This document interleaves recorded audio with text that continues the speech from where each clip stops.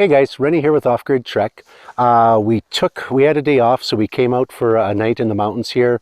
We wanted to test. This is one of the inflatable tents that we offer, and wanted to give you my real world perspective, or our real world perspective, on our thoughts based on using this in Canada. What are we at now? We're about the middle of January, close to the middle of January, with the temperatures that we had, with the wood stove, my feelings on how this works. We're not doing a setup video because we only had so much time. Guys, sorry, dogs are having fun over a bone over there. But either way, so first and foremost, this is one of their largest tents. This is the, you can sleep, they say, up to 10 people. We'll go inside, we'll show you how we have it set up. You can get an idea of if that is feasible for you. Definitely with two of us and two big dogs, we got plenty of room. More than enough room, and there's lots of room for other people, but it's literally an inflatable cabin in the woods. So on that note, a few things I'm going to show you, and what I've done is I've set up, this is our largest 300 watt solar blanket. I have this set up on the roof because we have an EcoFlow power station in there, along with a smaller, I believe it's a 30 liter fridge. That we use just when we're doing overnights, because 30 liters is a bit too small for more than one night for two people. But a couple things. I mentioned inflation. So there's two places for inflation right here. There's one on this corner and one on the exact corner right over there.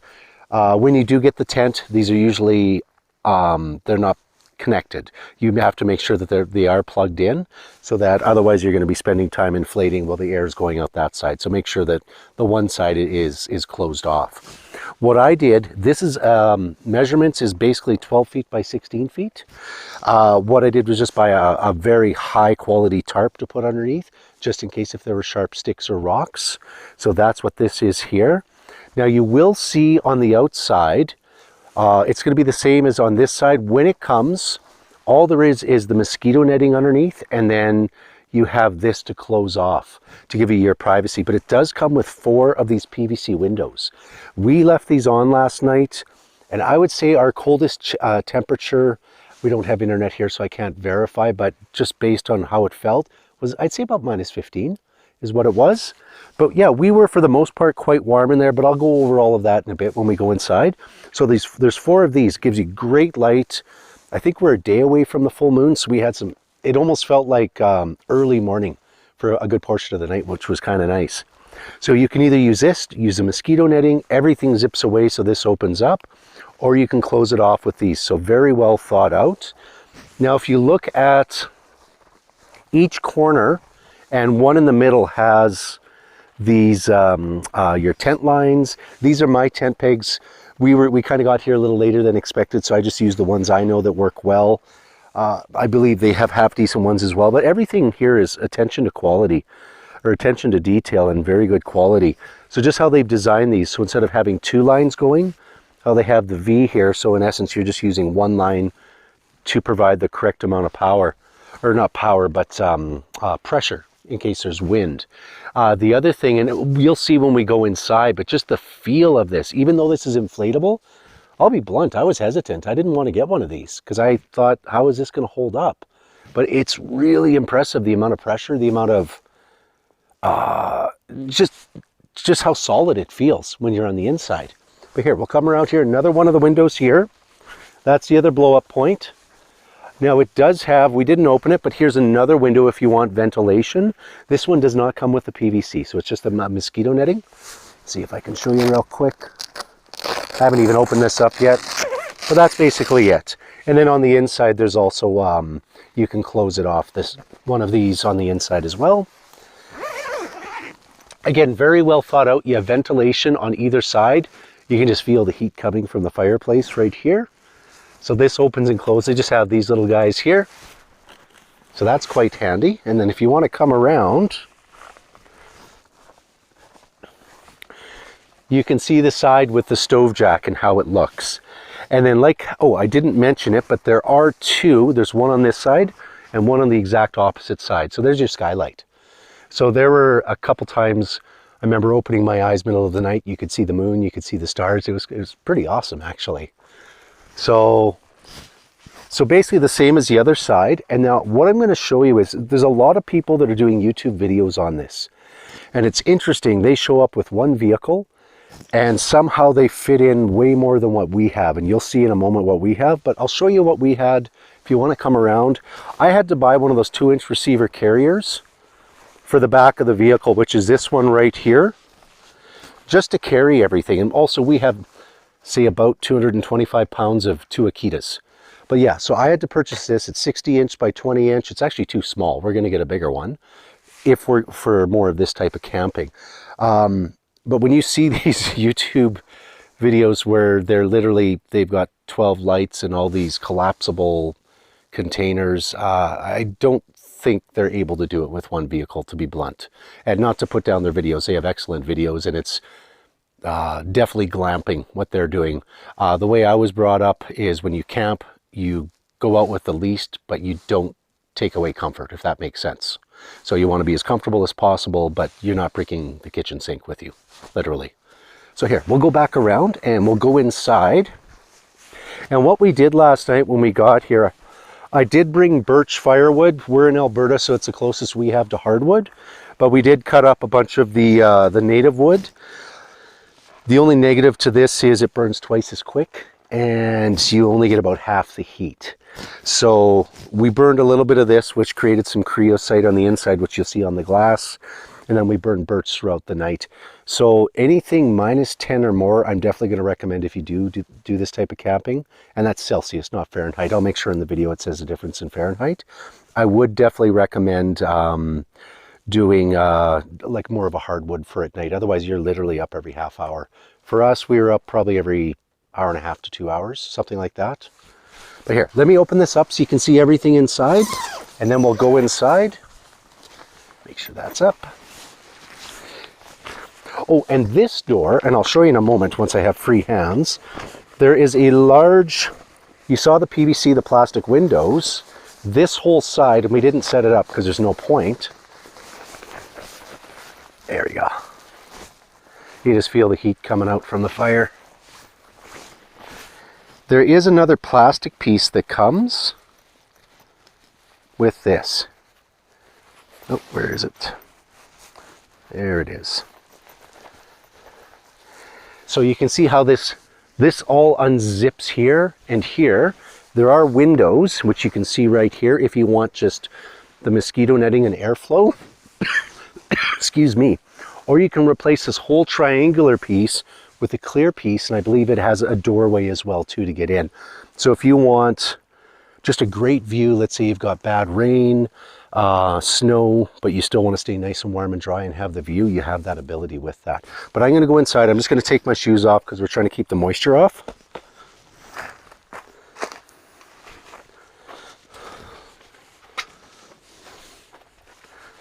But this is our setup. This is what we did.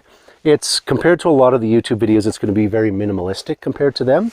So this is their medium-sized wood stove that comes, not comes, it is an option with it. Definitely warm, but at night when you're at -15 or cooler, we have a lower bed here, and I'll talk about that in a second. But when you're lower, you're probably minimum 5 degrees, maybe 7 degrees difference in temperature. You couldn't see your breath at night. It wasn't below zero, it wasn't cold. But what we did is we erred on the side of caution because it was the first time using this, and I didn't know how this would be compared to some of their other tents that they offer that we use. But we had -20 sleeping bags. I was sweating. I was more than warm enough in it. And like I said, probably every hour and a half to 2 hours, I got up and stoked the fire. It was probably overkill. We probably could have lasted every 3-4 hours. But I did that just to be on the safe side. And then what we've done, you'll see every YouTube video out there on these. They all have blow-up couches, so we kind of bit the bullet and bought a blow-up couch. So it's kind of fun. So we got that here. You can see that's the fridge that we bought, that we brought with us. It's about a 30-liter, so more than enough for one night. If it's more than one night, I would definitely go a bigger fridge. And that's the power station, which is now being powered by the solar blanket up top that ran all of our devices last night and throughout the day. And then through here, what I did was I just have these RV mats. I know I've seen videos where people are putting carpets down. I just figured this was the quick fix, just to take a little bit of the chill off the feet. And for the most part, I was just walking around in sock feet last night, and I was fine. But we did bring a second pair of shoes if we needed. And this here, this is the bottom floor, which is underneath. It's actually really heavy duty. And I like how high up it goes. So let's say you have a torrential downpour of rain, you're really going to keep the inside dry, which is quite nice. And yeah, go ahead, pan around and see, and just look at the view that you have. Last night, we brought LED lights, but for a lot of it, we just turned off the LED lights and just enjoyed the campfire. It was not like being outside, but almost the same as being outside. And then I was going to say, this does have 2 rooms. So this does have a doorway here. It does have the 2 windows. You do have the option of fully taking this off. We did notice that there's probably 1 or 2 degrees, well, 2 or 3 degrees difference in temperature standing up in here. Definitely cooler down here. So if this whole wall was removed, my guess is, and we'll try that next time, that it's going to be a lot warmer in here. Now what we did as well too, you'll see a lot of the YouTube videos where they're showing this, and there's not many where they're showing -20. I think there's only a couple on them on the YouTube right now.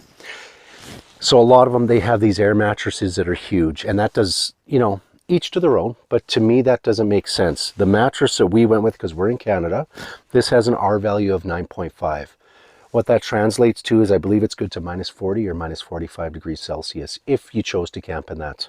So last night it was comfortable enough. There was no chill where we were touching the ground. It was quite comfortable. And not only that, it just creates a good amount of space in here. You can get an idea. They do say this is a 10-person tent. So here's, just based on seeing, with 2 sleeping bags, you could squeeze 6 in here if you wanted to. And then in here you could have 4 more if you wanted to, or 4 and 4, but then the wood stove would have to be removed. So realistically, yeah, this is a 10-person tent. The difference being is you'd have to have the wood stove removed, and you wouldn't be able to have the table set up and everything. But yeah, all in all, this is it. You can, here, why don't you come in and you can see the look through the skylight and everything. Everything's a nice size. Everything's very good build quality. I would say, oh, and I didn't show you on the outside, but just because you're looking down, if you want to look down here, there are 2 holes. So what that's for is, if you had, in the wintertime, a portable diesel heater, we have the Planner military grade ones, which are phenomenal, that work in pretty much any elevation that we're at. You've got the 2 holes. So one would be for the heat going in. There would not be for heat going out for the diesel heater. I guess depending on the model, they do have that. But if you had air conditioning for the summer, you could have the cold going in, and you could recirculate the air and have the air in and air out coming through either of those 2. So very well thought out. There's a little zipper through there where you can put your cabling through as well too, so when it connects to the power station. So again, they've really thought of a lot of things very well with this.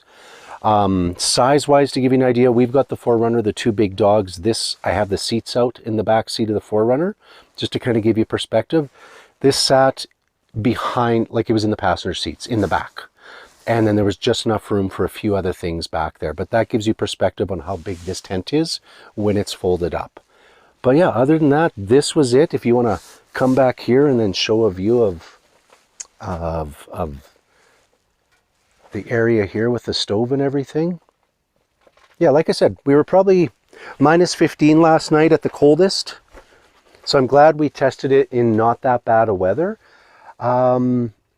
My opinion, based on this, if it was -20 or colder, if I was using this tent, I'm pretty confident because of the heat inside, these are going to keep their pressure. They wouldn't have to be repumped up. They'd be fine. But I would probably want a secondary heat source, just to be on the safe side. And just kind of now thinking about a lot of those YouTube videos where they're showing people setting up, they usually have like a kerosene heater or something along that in there. So they do have their secondary heat sources as well. But yeah, no, we were comfortable last night. It was great. You probably saw the guitar here. I was serenaded all night. It was awesome. And then little fan like this, I'm on the fence if it makes sense or not to have in here. It's a heat activated fan. You could feel a little bit of the air movement, but at the end of the day, it's such a small space for a wood stove like this. It seemed quite warm. Okay, guys. But any other questions? My name's Rennie. I'm the owner of the company. We will have a more in-depth video. We just didn't have time this weekend on basically the setup and the teardown of it, so you can see how that is. But I just wanted to give you my 2 cents. Like, we just got it literally not even a week ago. Really happy with it. This does suit a purpose. -20 or colder, I'd probably take out the Russian bear tent, the up 5. That would be my choice. I've been in that in -40 with a wood stove, and you're literally sweating in there. It's that warm. This tent does not have all the lining, all of the layers that specific tent does. So this one wouldn't be as warm. And there's a reason. The manufacturer, according to the manufacturer, they list this as a 3-season tent, and I believe it has to do with the windows because they're PVC, and if you're out and they're too cold and they become brittle, you can crack them. So I wouldn't want to take that chance. Whereas the up 5 tent, I think those windows are rated to -50, so it's more than enough. Okay, guys. Any packages? If you're looking for anything in regards to deployable portable solar, please reach out to us. If you have any questions on something being created for yourself, a package based on your specific needs, definitely let me know. Easiest is to give a call or shoot an email. We usually respond in less than 24 hours, unless it's a weekend, because we try to give time for family for that, because families, business is good, but family's more important. Other than that, enjoy the rest of your day. We'll talk to you soon. And yeah, if you're interested in these, we have them available, ready to ship. Okay, we'll talk to you soon. Have a great day, guys.